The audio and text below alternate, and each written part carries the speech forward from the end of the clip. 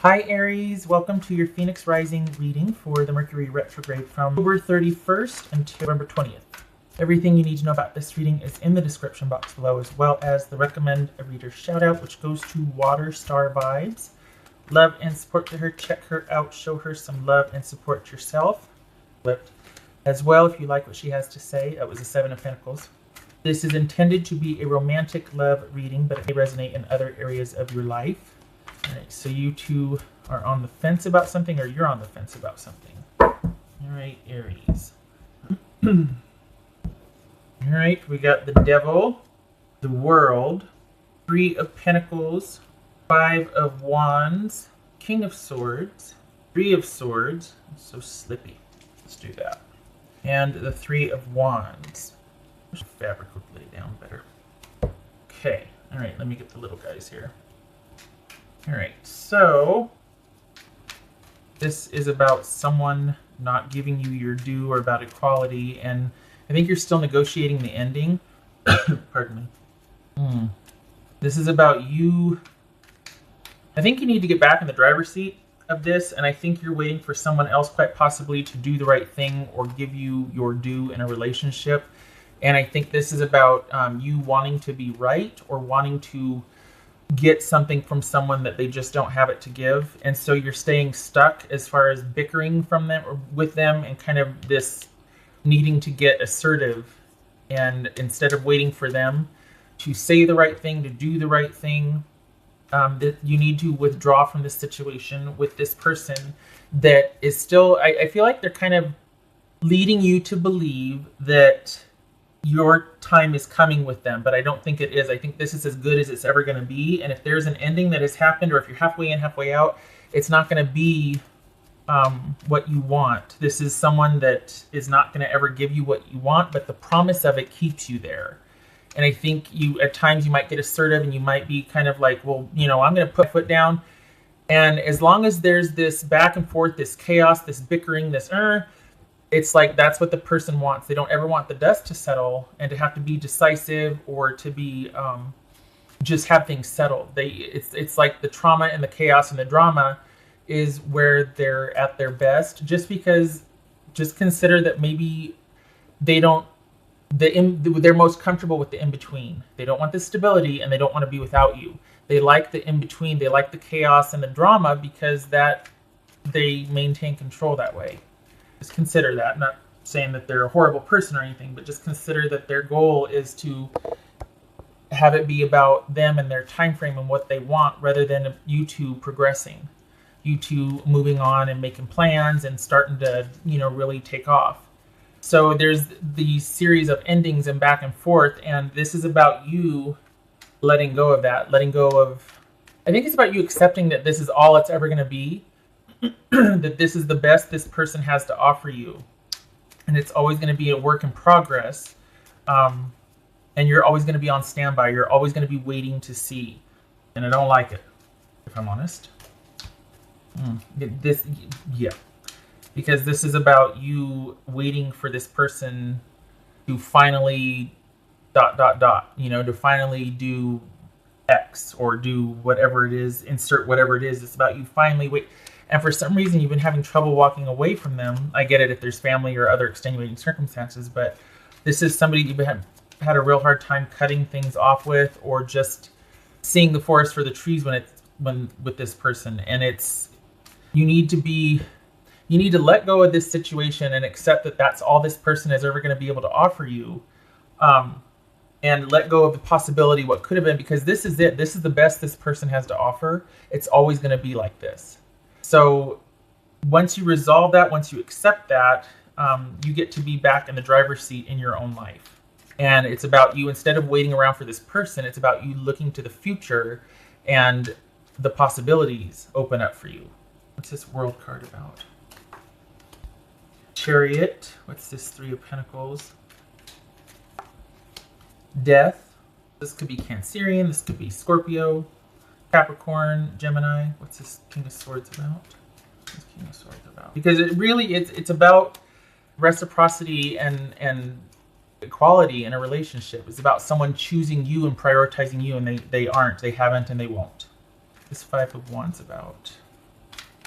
So it's blocking you from being able to be the commander of your own ship and focusing on your life and things opening up and happening for you. This Five of Swords, Five of Wands about for Aries. Yeah, not being able to take care of yourself. What's this Three of Wands about? So I'll set it right here. Yay, I like that. Ace of Pentacles. What's this Three of Swords about? Here's the thing. This is it's almost like it's got you sequestered because you're not able to take care of your own needs because all your resources and all your thoughts and everything is going towards this person and trying to maintain and manage and make it acceptable and desirable and all that. And it's like, that's just too much work. What about your own life? This is you not being able to focus on yourself because you're worried about this person and what they're, if they're eventually going to be ready or give their due, Aries. And you don't have time for that. Three of Swords. Three of Swords and the Nine of Wands. Yes, please. This is you being older and wiser because you've been through it. You finally have.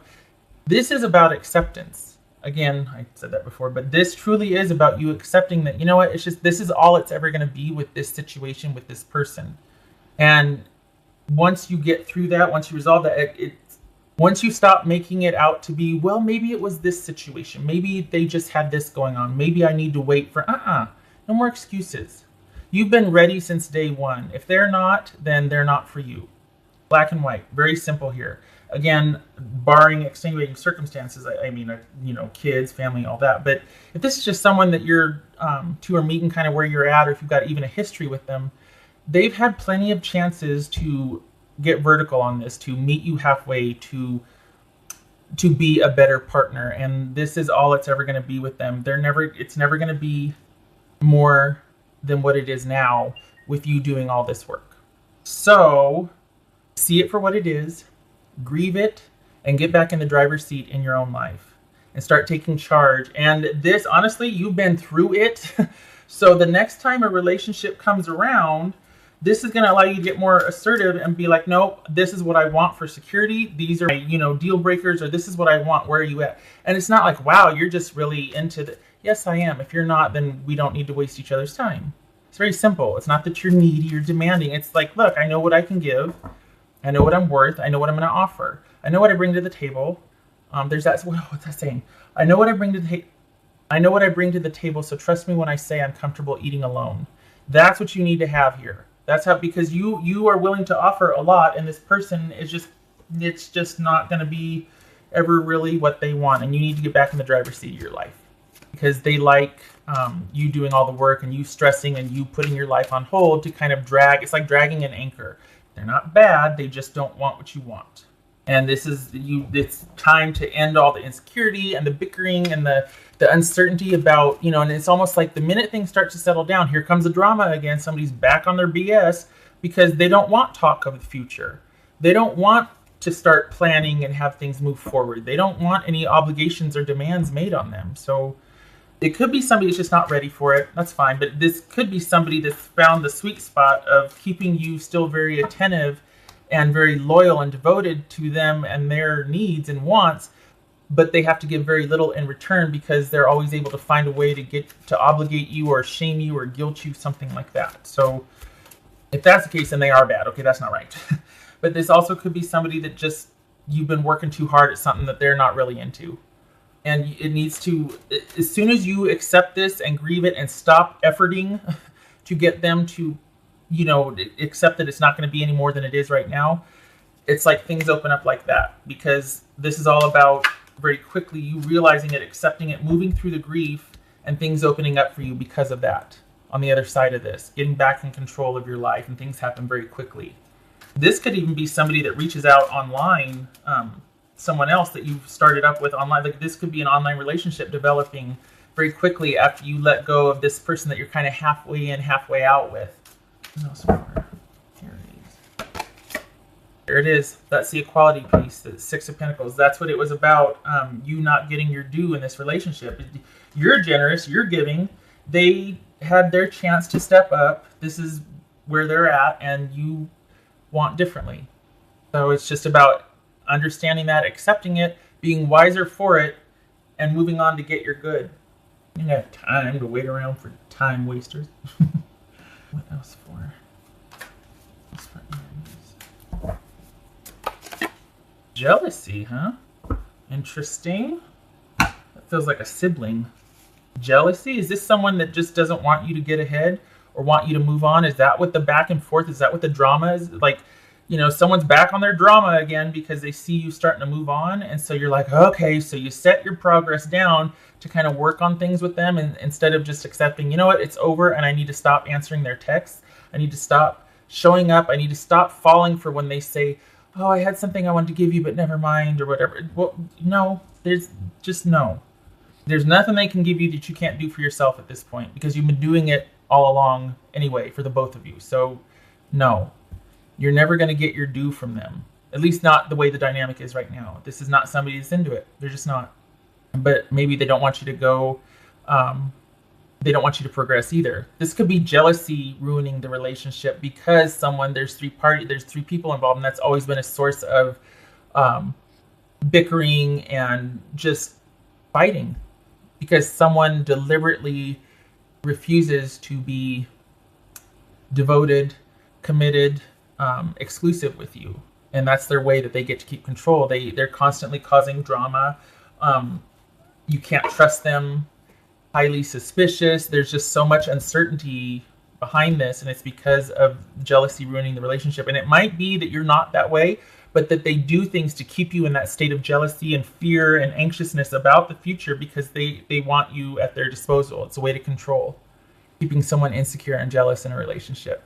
But the counterpart to that is that you have to sign up for it also. You have to fall for what they're trying to sell. You know what I mean? And you need to be done with this. You've got a lot of good waiting for you here. And this is about you getting back in control in your life. Could be dealing with Pisces, Cancerian, Scorpio, Gemini, Capricorn, or Aries.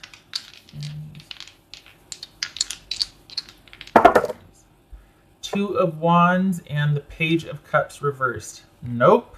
Yeah, that's a hard pass. This is somebody that's petty, jealous, insecure, manipulative, offers very little, if at all, and is constantly keeping in the choosing stage, is never really decisive, so nothing ever gets off the ground. You don't know where you stand with this person from on one day to the next.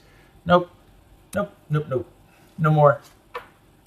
This is about you being able to step into what is better for you, what your life, basically. This is about you being able to focus back on your own needs as soon as you progress through this. So grieve it, you'll be wiser for it, and then move on. Set this down. You don't need to deal with it anymore. This is all it's ever going to be.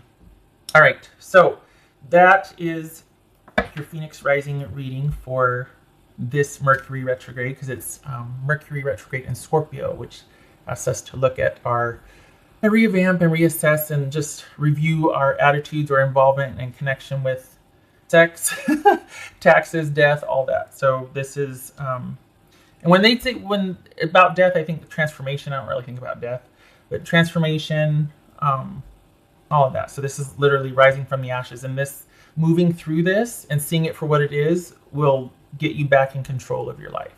It'll be a huge step for you because this is just weighing you down at this point.